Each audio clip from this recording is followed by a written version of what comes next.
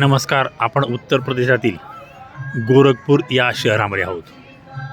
या ठिकाणी गोरखनाथांच्या मंदिरासमोर उभे आहोत आपण. सुंदर असं हे मंदिर.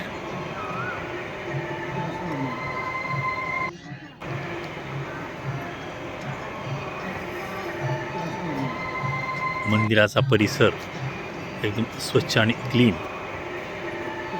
अनेक राज्यातून या गोरखनाथ मंदिरात दर्शनासाठी आलेल्या या ट्रॅव्हल्स आपण पाहताय.